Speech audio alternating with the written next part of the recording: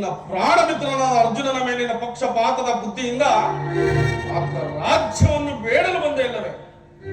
ಆ ನಿನ್ನ ಧರ್ಮಕ್ಕಿಂತ ಈ ನನ್ನ ಸ್ವಾಮಿ ಕೌರವೇಶ್ವರನಿಗೆ ನನ್ನ ತನುಮನವನ್ನರ್ಪಿಸುವ ನನ್ನ ಧರ್ಮವೇ ಎಷ್ಟೋ ಮೇಲು. ನೀನು ಇವರಂತೆಯೇ ಮಾತನಾಡುತ್ತೀನಿ. ಆ ಅರ್ಜುನ ಮೇಲಿನ ವೈಯಕ್ತಿಕ ವೈದತ್ವಕ್ಕಾಗಿ ಇಡೀ ಕ್ಷತ್ರಿಯ ಕುಲವನ್ನೇ ಧ್ವಂಸ ಮಾಡುವುದು ಇದು ನಿನ್ನ ಧರ್ಮವೇ ಕರ್ಣ. ಯೋಚಿಸು. ಭಲೆ ಭಲೆ ನಾದಿಪ, ನಿನ್ನ ಈ ದರ್ಪದ ನುಡಿಯಿಂದ ಯಾದವಾಗಡಿಯ ಕಂಡ ಬಿಗಿದಂತಾಯಿತು. ಬೇರೆ ಬೇರೆ ಗುಣಮುಕ್ತರಾದ ನಿಮ್ಮೊಡನೆ ಮಾತನಾಡುವುದೇ ದುರ್ಯೋಧನ. ಆದರೂ ಒಂದು ಮಾತನ್ನು ಹೇಳಿ ನೀವು ಕೇಳಿ.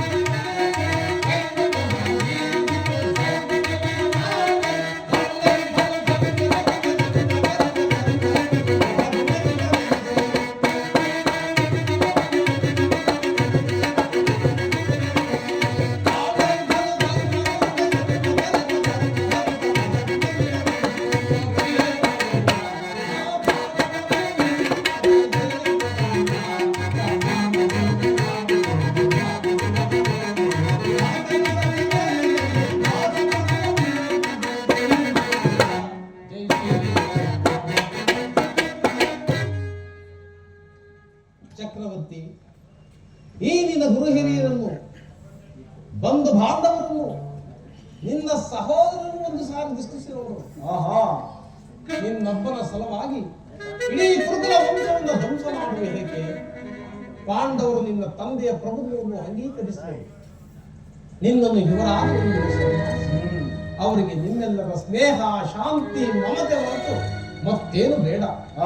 ಇದು ಅತ್ಯಂತ ಮಹತರವಾದ ವಿಷಯ. ಸಂಧಿಯನ್ನು ನಿರಾಕರಿಸಬೇಡ. ಅಲ್ಪ ಪ್ರಯತ್ನದಿಂದ ಮಹಾಫಲವನ್ನು ಹೊಂದಿದೆ. ಶತ್ರುಗಳು ತಲೆಬಾಗಿ ನಿನ್ನಲ್ಲಿ ಕ್ಷಮಾಭಿಕ್ಷೆಯನ್ನು ನೀಡಿದರು. ಮಿತ್ರರು ಪ್ರತಿಪರಾಗಿ ನಿನ್ನನ್ನು ಹಾಲಾಗಿಸಿದರು.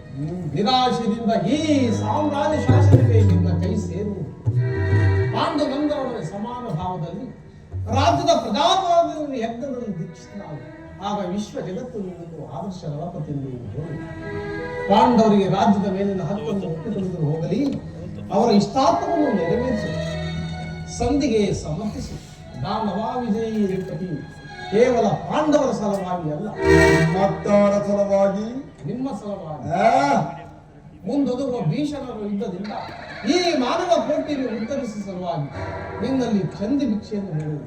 ಭಿಕ್ಷಾ ಪ್ರದಾನ ಮಾಡುತ್ತವರು ಭಿಕ್ಷಾ ಪ್ರದಾನ.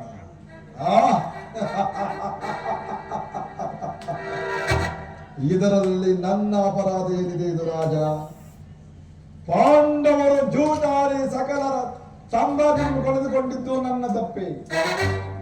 ಸತ್ಯ ವಾಕ್ಯ ಪರಿಪಾಲನೆಗಾಗಿ ವನವಾಸ, ಅಜ್ಞಾತವಾಸವನ್ನು ಮಾಡಿದ್ದು ಅಧರ್ಮದ ಕಾರ್ಯ. ಕೇಳುವ ವಾಸುದೇವ, ಈ ವಿಸ್ತಾರವಾದ ಸಾಮ್ರಾಜ್ಯವನ್ನು ಶಾಸನ ಮಾಡಲು ಈ ದುರ್ಯೋಧನನ ಪರಂತು ಮತ್ತಾರಿಂದಲೂ ಸಾಧ್ಯವಿಲ್ಲ. ಪಾಂಡವರು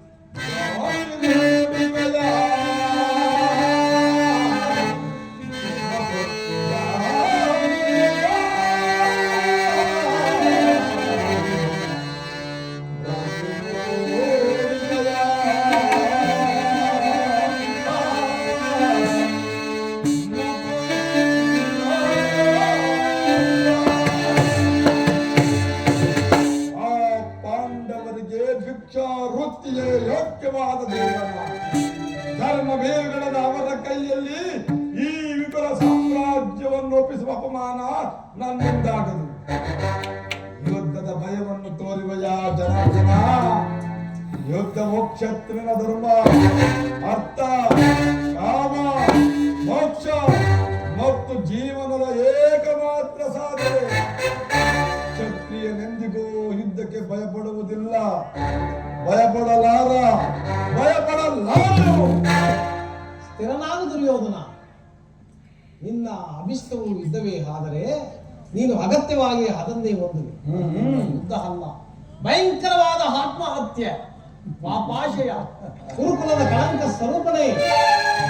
ನಿನ್ನ ಅಪರಾಧಗಳು ಏನೆಂದು ಕೇಳಿದೆಯ? ನಿನ್ನ ಅಪರಾಧಗಳು ಅಗಣ್ಯ. ರಾಜಸೂಯಾಗದಲ್ಲಿ ಪಾಂಡವರ ಸಂಪತ್ತು ನೋಡಿ ಈ ಶಕುನಿಯ ಸಲಹೆಯಂತೆ ಯುಧಿಷ್ಠರನ್ನು ಕಪಟ ಜೀವಿತಕ್ಕೆ ಎಳೆದು ತಂದುದನ್ನು ಮರೆತೆಯ? ಸಹೋದರ ಪತ್ನಿಯನ್ನು ರಾಜಸಭೆಗೆ ಎಳೆತರಿಸಿ ನೀನು ಮಾಡಿದ ಅವ್ಯಾಚ ಅಪರಾಧ ಪ್ರಳಯ ಕಾಲದ ಧೂಮಕೇತುವಿನಿಂದ ಈ ನಿನ್ನ ನೀಚ ಸ್ಫೂರ್ತಿಯನ್ನು ಧರ್ಮ ನಿಷ್ಠರಲ್ಲಿ, ಸ್ನೇಹಶೀಲರಲ್ಲಿ ಜಗನ್ನಿವಾದ ರಕ್ಕಸೆ ವೃತ್ತಿಯನ್ನೇ ತೋರಿಸಿದೆ. ವಾರಣ ಅವತಾರ ಹರವಿನ ಮನೆ, ಏಕಚಕ್ರ ನಗರದಲ್ಲಿ ಕುಂತಿಗಾದ ಬಂಧ, ವಿಷಪ್ರಾಶನ, ಸರ್ಪಬಂಧ ಇವೆಲ್ಲವನ್ನು ಮರೆತೆಯ? ಭೀಷ್ಮ, ದ್ರೋಣ, ಗುರುಜನರ ಮಾತನ್ನು ನಿರಾಕರಿಸಿ ಅನ್ಯಾಯ ಆಚರಣೆಯಲ್ಲಿ ಪ್ರವರ್ತನಾದ ನಿನಗೆ ದುರ್ಯೋಧನ, ಪ್ರವರ್ತನಾದ ನಿನಗೆ ಕೀರ್ತಿ ಶ್ರೇಯಸ್ಸು ಎಂದಿಗೂ ಲಭಿಸುವುದಿಲ್ಲ, ಲಭಿಸಲಾಗದು.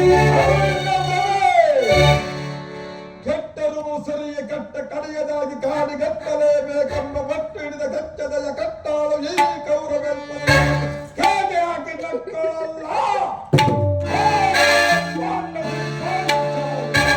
ಅಂದೇ ತೊಟ್ಟನು ಕೃಷ್ಣ ಭೂತ ಪ್ರೇತಗಳಿಗೆ ಒಡೆಯನಾದ ಭೂತನಾಥ ಕಲಿಹಂಸ ನಿರ್ಮಿತವಾದ ಈ ಕುರು ಸಾಮ್ರಾಜ್ಯವು ರಕ್ತದ ಮರೆಯುವುದನ್ನು ಕೊಟ್ಟು ಅಷ್ಟನಾವತಿ ಚಕ್ರೇಶ್ವರ ಅಷ್ಟೈಸಿರಿ ಸಂಪನ್ನ ಅಭಿಮಾನವನಾದ ನಾನು ನಶನದಲ್ಲಿ ಮಣ್ಣಿಡಿದು ಮಣ್ಣಾಗಿ ಹೋದರು. ಛಲವನ್ನು ಬಿಡಿ, ನೆಲವನ್ನು ಕೊಡ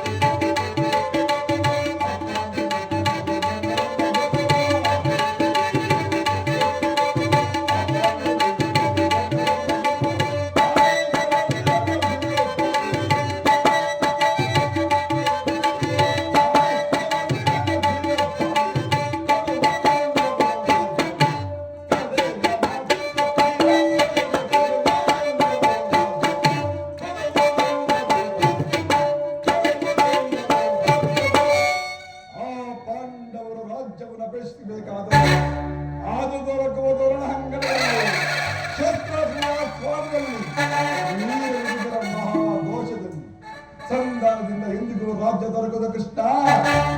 ಸತ್ತರೆ ಸಾಯಿ, ಬದುಕಿದರೆ ಸಾಮ್ರಾಜ್ಯ.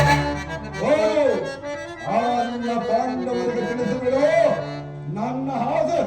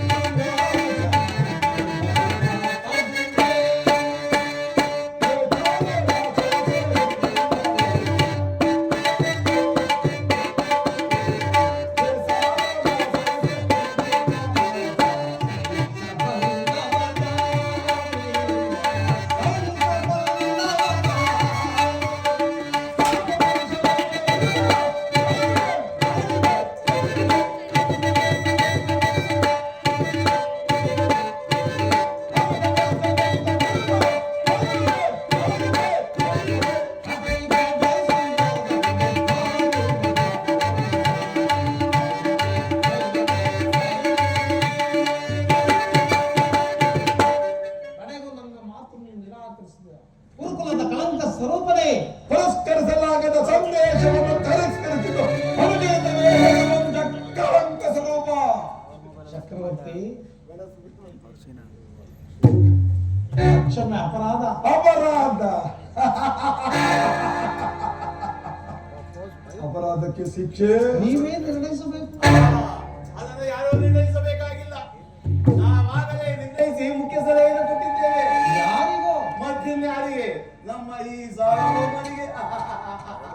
ಏನೆಂದು? ಅದನ್ನ ನನ್ನ ಬಾಯಿಂದ ಕೇಳುವ ಬದಲು ಸಾರ್ವಭೌಮ